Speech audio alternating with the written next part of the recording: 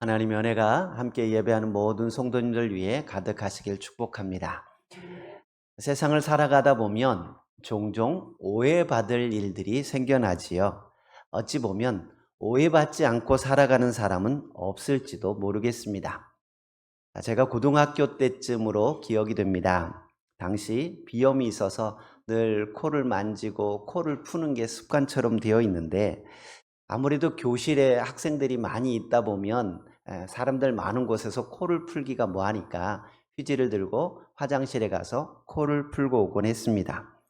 그런데 화장실에서 나오다가 간간히 교회에 오던 교회 후배를 만났습니다. 근데 이 친구가 스트레스 풀리시겠어요? 라고 인사하는 겁니다. 그래서 얘 또 내 코 푸는 거를 봤구나. 좀 창피하네. 일부러 안 보여주려고 화장실 갔는데 이걸 봤나 보다. 이렇게 생각하고 그냥 넘어갔어요. 그런데 집에 와서 생각해 보니까 왜 그렇게 인사를 했을까? 스트레스 풀리시겠어요? 라고 인사를 하는 게 좀 걸리는 거예요. 그래서 이렇게 생각해 보니까 제가 화장실에 있을 때 3학년 선배들이 담배를 피우는 사람들이 있었습니다. 그래서 아마 이 친구가 혹시나 내가 같은 공간에 있다 나왔으니까 나도 그 무리 속에 있는 걸로 착각한 것 아닐까? 약간 이런 생각이 드는 거예요. 그렇다고 내가 쫓아가서 야 있잖아 나 사실 거기 가서 뭐 이렇게 말하긴 또 애매하고 그냥. 그런데 지금도 생각해 보면 오래전 일이지만 그 후배가 씩 웃으면서 했던 그 말을 표정이 아직도 기억이 남는데 별로 안 좋은 안 좋은 표정 있지요. 좀 오해받은 것 같은 그런 표정으로 기억이 납니다. 우리는 종종 내가 보았던 한 모습으로 그 사람 전부를 판단해 버리는 실수를 범하기도 합니다. 마찬가지로 다른 사람들도 나의 일부의 모습만 보고서 나의 전부를 오해할 수도 있습니다. 그래도 요즘에는 CCTV도 있고 블랙박스도 있고 전화기에 녹음 기능도 있어서 내가 한 행동인지 아닌지, 또 내가 어떤 말을 했는지 다시 들려줄 수 있습니다. 오해를 풀려고 하면 그래도 어느 정도 해명할 수 있는 길들이 열려 있습니다. 그렇다고 해도 오해받는 일마다 다 해명되는 것은 아니지요. 아무리 해명하고 싶어도 해명할 수 없고 내 속을 열어서 보여주고 싶어도 그럴 수 없을 때가 더 많을 것입니다. 내가 오해했을 때는 내가 오해했네, 미안해 한마디면 끝나요. 그러나 오해받았을 때는 정말 잠도 안 오고 속상하고 화가 나고 억울하고 분해서 너무너무 힘든 시간들을 보내게 됩니다. 이런 마음은 성경에 나오는 믿음의 사람들도 같았을 것입니다. 오늘 본문에는 바울 사도가 3차 전도 여행을 마치고 예루살렘에 도착했을 때의 일을 기록하고 있습니다. 많은 사람들이 바울이 예루살렘으로 간다고 하니까 말렸습니다. 제자들이 말리고 은사자들이 말리고 또 예언하는 사람들이 말렸습니다. 당신 예루살렘 가면 붙잡힌다, 죽을 수도 있다 라고 이야기합니다. 하지만 바울은 이러한 만류에도 불구하고 예루살렘으로 왔습니다. 바울이 죽음을 각오하고 예루살렘에 왔던 이유가 뭘까요? 이방 지역에서 마게도냐와 아가야 지방에서 보내주었던 구제 헌금을 예루살렘 교회에 전달하기 위해 예루살렘에 왔던 것입니다. 물론 다른 사람이 전해주어도 될 겁니다. 하지만 본인이 꼭 와야만 하는 이유는 이방인 지역에 세워진 이 교회들이 새로운 종교나 새로운 종파가 아니라 예루살렘 교회와 다를 바 없는 하나된 교회임을 인정받고 싶었기 때문입니다. 유대 그리스도인들을 중심으로 생겨난 예루살렘 교회와 이방인 그리스도인들을 중심으로 이루어진 이방인 지역의 교회들이 같은 복음을 가진 하나의 교회라는 것을 알리고 싶었을 것입니다. 그래서 자신이 죽음을 무릅쓰고 이곳까지 오게 된 겁니다. 그렇게 해서 예루살렘 교회가 이방 지역에서 모금해 준 그 헌금을 받을 때 하나된 교회임을 인정받을 수 있고 자기가 죽을 각오로 헌신하며 봉사하며 복음을 전했던 그 일들이 헛되지 않기 때문입니다. 그래서 죽을 각오하고 예루살렘에 찾아온 겁니다. 그런데 바울에게 들려지는 말은 수고했다는 말이 아니었습니다. 차가운 시선과 오해의 말들이었습니다. 바울 사도는 정말 열심히 복음을 전했습니다. 오랜 기간 자비량으로 스스로 일해가면서 선교비를 충당하였고, 어려워진 예루살렘 교회를 돕기 위해 구제헌금도 모금하여 왔습니다. 그러면 수고했다, 고생했다, 고맙다 이런 말을 듣고 싶었을지도 모릅니다. 하지만 예루살렘 교회에 있던 성도들의 반응은 차가웠습니다. 오늘 본문 17절에 보시면 바울 일행이 예루살렘에 도착합니다. 그러자 형제들이 기꺼이 영접합니다. 기꺼이 영접했다라는 말은 기쁘게 영접했다라는 말입니다. 18절 보시면 다음날 바울은 야고보와 장로들이 있는 곳으로 가서 문안하고 사역을 보고합니다. 하나님의 은혜로 자기의 사역으로 말미암아 이방 가운데 하신 일들을 낱낱이 고하였습니다. 그러자 야고보와 장로들은 그 이야기를 듣고 하나님께 영광을 돌립니다.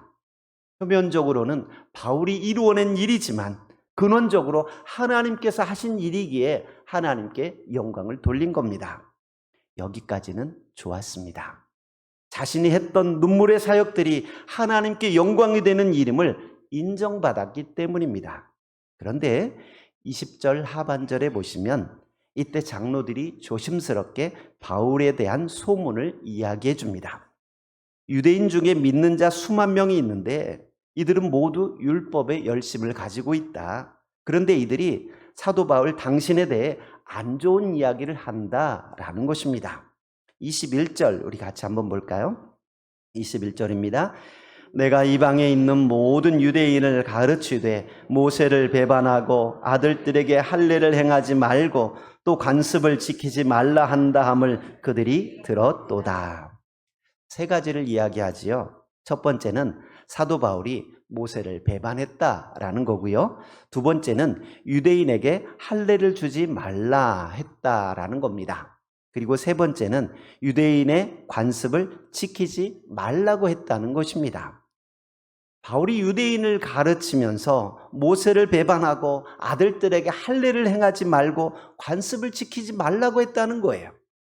그러나 이 말은 사실과 전혀 다릅니다. 바울은 유대인을 향해 할례를 금한 적이 없습니다.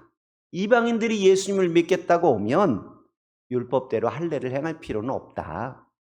예수님께서 우리의 구세주가 되심을 믿기만 하면 된다라고 알려주었습니다. 반면에 유대인들이 예수님을 믿게 되었을 때는 그들이 과거 유대 전통에 따라 율법을 지키고 할례를 하고 안식일을 지킨다면 그대로 하라라고 허용해 주었습니다. 할례나 무할례가 중요한 게 아니다. 오직 할례는 마음에 하는 것이 더 중요하다. 예수님 안에 우리가 있는 것이 더 중요하다라고 말했을 뿐입니다. 바울은 할례를 무조건 반대하지는 않았습니다. 디모데에게 할례를 행하였던 것을 보아도 그렇습니다.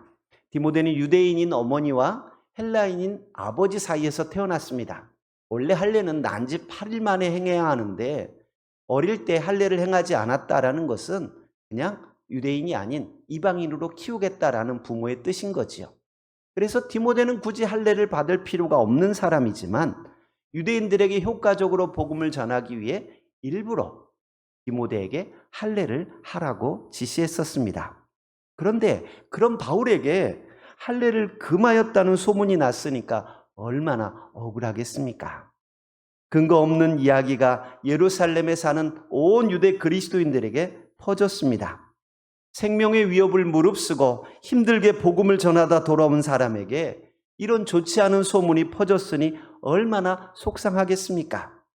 야고보와 장로들은 이러한 상황을 수습하기 위해 궁리하다가 한 가지 제안을 합니다. 23절, 24절 우리 같이 한번 볼까요? 23절입니다. 우리가 말하는 이대로 하라. 소원한 네 사람이 우리에게 있으니 그들을 데리고 함께 결례를 행하고 그들을 위하여 비용을 내어 머리를 깎게 하라. 그러면 모든 사람이 그대에 대하여 들은 것이 사실이 아니고 그대도 율법을 지켜 행하는 줄로 알 것이라. 야고보와 장로들은 유대인 출신 신자들에게 바울에 대한 편견과 오해를 풀어줄 방법을 생각해냅니다. 그것은 바울 자신이 결례를 행하고 또한 다른 결례 소원자들의 결례 비용도 대신 내줌으로써 자신이 모세와 율법을 비방하는 사람이 아니라 조상들의 관습을 존중하는 사람이라는 것을 보여주자라는 겁니다. 결례는 나실인 서약을 했던 사람이 서원 기한이 끝났을 때 하나님께 행하는 정결 의식을 이야기합니다. 나실인에 대한 규정은 민수기 6장에 나오는데 나실인이 되면 그 소원한 날로부터 포도주와 독주를 먹지 아니할 뿐만 아니라 머리도 자르지 않았습니다. 그리고 소원 기간이 끝나면 감사하다는 표시로 양 3마리를 드리고 무교병 한 광주리와 무교 전병들과 소제물과 전제물을 드리고 머리를 잘랐습니다. 그런데 서원의 기한이 다 지났는데도 결례를 행하지 못한 사람 4사람이 있었다라고 말합니다. 그래서 사도들은 바울에게 당신이 이러이러한 누명을 쓰고 있으니까 당신이 돈을 내서 그 사람들과 함께 성전에 들어가 결례를 행하라라고 이야기합니다. 사실 바울은 그렇게까지 할 필요는 없습니다. 자신이 잘못해서 벌금을 내야 한다든지 뭔가 대가를 치러야 한다면 그렇게 할 수 있습니다. 그러나 바울은 유대 그리스도인들이 오해하는 그런 행동을 한 게 아닙니다. 그렇게 말하거나 가르치지도 않았습니다. 그런데 야고보와 장로들은 바울에게 그들의 오해를 해소시키기 위해 비용을 내고 결례를 행하라고 제안합니다. 어찌 보면 속상하고 서운한 이야기지요. 자기를 대변해서 그들에게 변호해주면 좋을 텐데 오히려 바울에게 네가 그들의 오해를 불식시키기 위해서 결례를 행하라 라고 제안한 것입니다. 그런데도 바울은 예루살렘 교회 지도자들의 이야기에 그대로 따르고 순종합니다. 26절 같이 볼까요? 26절입니다. 바울이 이 사람들을 데리고 이튿날 그들과 함께 결례를 행하고 성전에 들어가서 각 사람을 위하여 제사 드릴 때까지의 결례 기간이 만기된 것을 신고하니라. 원래 바울은 논리적인 사람이지요. 부당한 것을 참지 못하는 사람입니다. 2차 전도여행 때는 1차 전도여행 때 중간에서 포기했던 마가 요한을 데려가냐 마냐라는 문제에 있어서 바나바와 심히 다툴 정도로 자기 의견을 굽히지 않는 사람입니다. 그 사람 가면 나 안 갈래요. 나 같이 못 갑니다. 그렇게 좋아하던 바나바지만 결별을 선언하고 2차 때는 따로 가요. 이 정도로 자기 생각이 확실했던 사람이 바울입니다. 아덴에 있을 때는 어땠습니까? 그렇게 달변가들인 에피쿠로스 학파, 스토아 학파, 철학자들과 논쟁하는데도 한마디도 지지 않습니다. 말 잘하는 사람이에요. 논리적으로 따지는 것은 너무도 잘하는 사람입니다. 그런데 오늘 본문에 보면 예루살렘 교회 지도자들이 유대 그리스도인들의 오해에 대한 이야기를 하는데도 불구하고 한마디 변명을 하지 않습니다. 그리고 교회 지도자들이 제안한 일들을 그대로 수용합니다. 바울은 오해받는 상황 속에서 분노하거나 화내지 않았습니다. 우리 그리스도인들이 오해받았을 때 본받을 만한 모습입니다. 오해를 풀어보려고 하다 보면 더 복잡해져 버립니다. 특히 오해받은 것이 억울해서 감정적으로 화를 내고 다투다 보면 돌이킬 수 없는 지경에 이르게 됩니다. 오해받았을 때 감정에 이끌려서 같이 싸우고 보복하고 대치하는 것이 아니라 한 걸음 양보하고 사랑으로 타협하는 것이 필요합니다. 고린도전서 9장 20절에서 바울 사도는 자신의 선교 원칙을 이야기한 바 있습니다. 조금 길긴 하지만 19절부터 제가 읽어드리겠습니다. 내가 모든 사람에게서 자유로우나 스스로 모든 사람에게 종이 된 것은 더 많은 사람을 얻고자 함이라. 유대인들에게 내가 유대인과 같이 된 것은 유대인들을 얻고자 함이요 율법 아래에 있는 자들에게는 내가 율법 아래에 있지 아니하나 율법 아래에 있는 자같이 된 것은 율법 아래에 있는 자들을 얻고자 함이요 율법 없는 자에게는 내가 하나님께는 율법 없는 자가 아니요 도리어 그리스도의 율법 아래에 있는 자이나 율법 없는 자와 같이 된 것은 율법 없는 자들을 얻고자 함이라. 약한 자들에게 내가 약한 자와 같이 된 것은 약한 자들을 얻고자 함이요 내가 여러 사람에게 여러 모습이 된 것은 아무쪼록 몇 사람을 구원하고자 함이니 내가 복음을 위하여 모든 것을 행함은 복음에 참여하고자 함이라. 복음을 위해서 사람을 구원할 수만 있다면 율법 아래에 있는 유대인처럼 되겠다라는 거예요. 또한 이방인들을 구원할 수만 있다면 내가 율법 없는 자와 같이 되기도 하겠다라고 말합니다. 약한 자들에게는 약한 자같이 되었다라고 이야기합니다. 복음이 전파될 수 있고 사람을 구원할 수만 있다면 모든 것을 포기할 수 있다라는 말입니다. 자존심도 물질도 다 내려놓을 준비가 되어 있었습니다. 이런 선교 원칙이 있었기 때문에 유대 그리스도인들의 의심을 해소하고 그들이 시험 들지 않고 구원에 이를 수 있다면 기꺼이 장로들의 의견에 동조하고 순종했던 것입니다. 바울은 복음이 전파되는 일이라면 모든 것을 할 수 있고 영혼을 구원하는 일이라면 발벗고 나섰습니다. 오늘 우리에게도 이런 원칙이 있었으면 좋겠습니다. 하나님께 영광이 될 수만 있다면 내가 욕을 먹어도 참겠습니다. 한 사람이라도 구원할 수만 있다면 내가 손해봐도 참겠습니다. 반대로 이 일이 하나님의 영광을 가리우는 일이라면 더 이상 하지 않겠습니다. 이 일로 한 사람이라도 실족하는 일이 생긴다면 나는 이 일을 포기하겠습니다. 이런 결단이 우리에게 있었으면 좋겠습니다. 하나님의 영광을 위한 일이라면 억울해도 참겠습니다.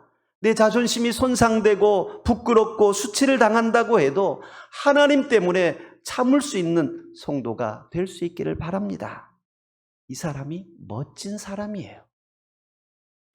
바울 사도는 빌립보서 1장 20절 21절에서 그런 고백을 합니다. 같이 한번 볼까요? 나의 간절한 기대와 소망을 따라 아무 일에든지 부끄러워하지 아니하고 지금도 전과 같이 온전히 담대하여 살든지 죽든지 내 몸에서 그리스도가 존귀하게 되게 하려 하나니 이는 내게 사는 것이 그리스도니 죽는 것도 유익함이라. 아멘. 바울은 그리스도만 존귀하게 될 수 있다면 죽는 것도 유익하다라고 이야기합니다. 오늘 우리가 오해를 받았을 때 내가 해명하려고 하다 보면 싸움은 더 커지기 쉽습니다. 이러한 때에는 모든 것을 하나님께 맡기고 잠잠히 기다리는 것도 필요합니다. 바울 사도가 빌립보에 있을 때입니다.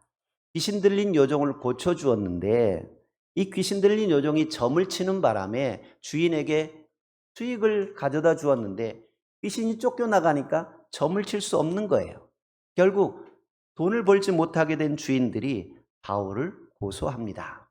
그런데 바울을 고소할 때에 무슨 일인지 자세하게 조사하지도 않고 그냥 무조건 때리고 옥에 가두어 버렸습니다. 원래 로마 시민권이 있으면 함부로 죄를 묻거나 때릴 수 없는데 그러지도 않고 그냥 때리고 가두어 놔버린 거예요. 이미 돈을 먹은 거죠, 자기들끼리. 이런 억울한 상황에 있는데 바울은 소리치지 않았습니다. 오히려 하나님께 모든 것을 맡기고 그 밤에 찬송하고 기도합니다. 그랬더니 어떻게 됩니까?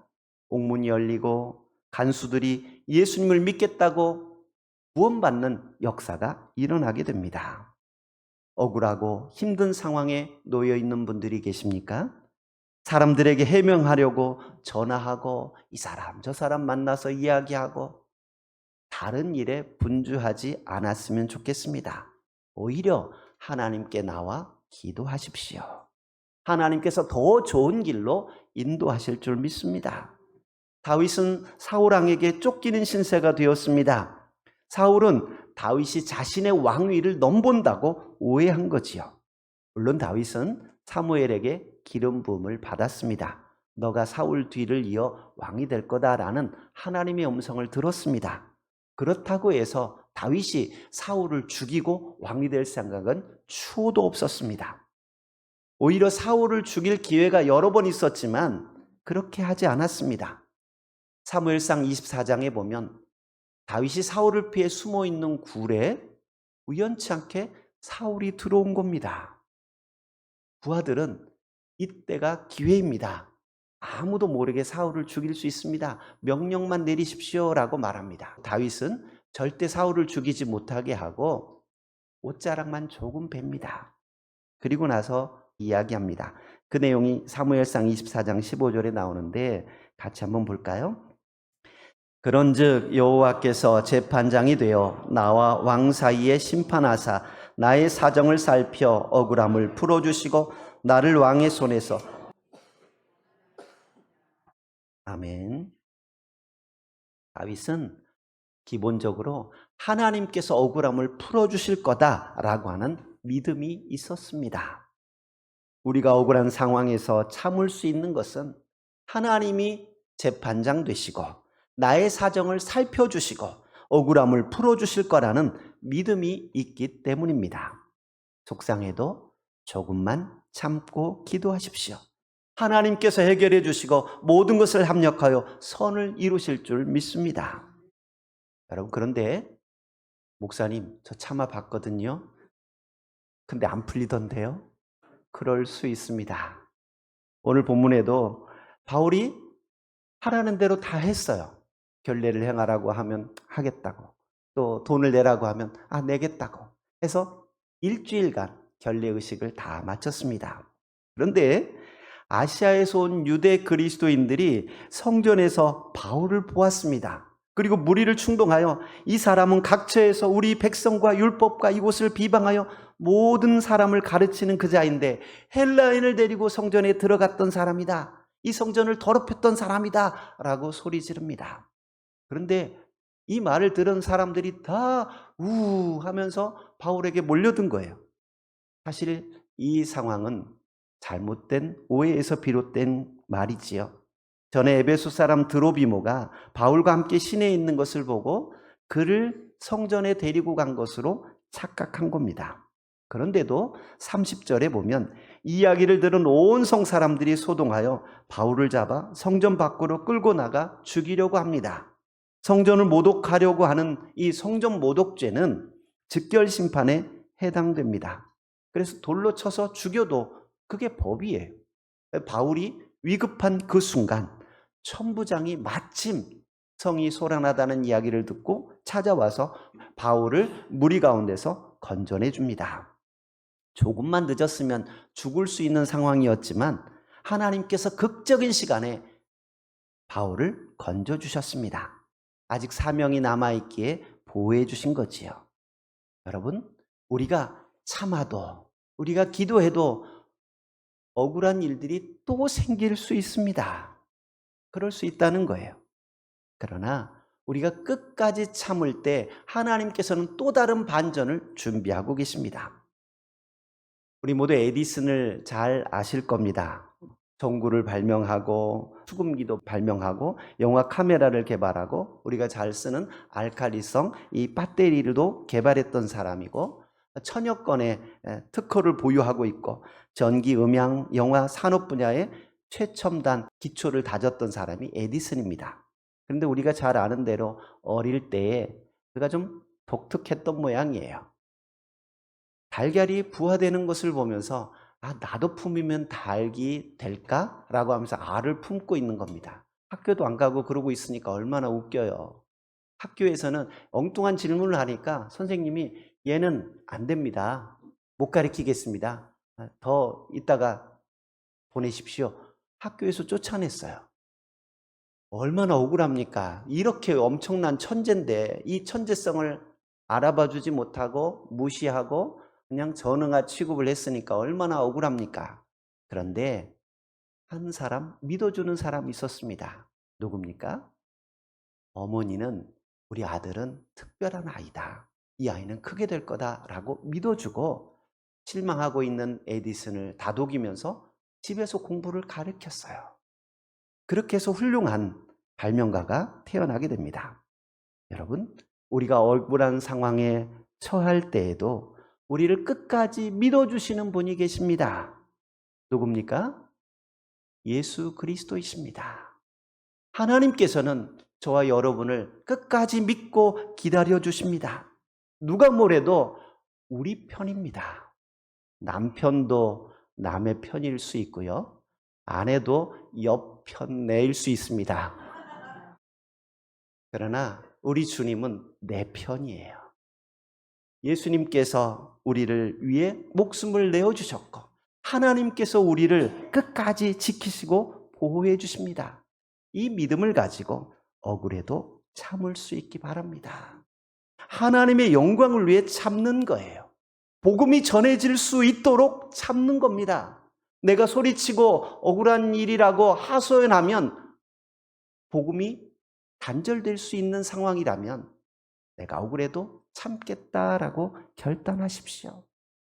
그럼 믿지 않는 남편들과 사는 아내들이 왜 죽어 삽니까? 모자라서 그런 게 아니에요. 복음을 전하기 위해 참는 겁니다. 전도하려고 하는 사람에게는 그래도 감 참아주고 비율을 맞춰줍니다. 왜 그렇습니까?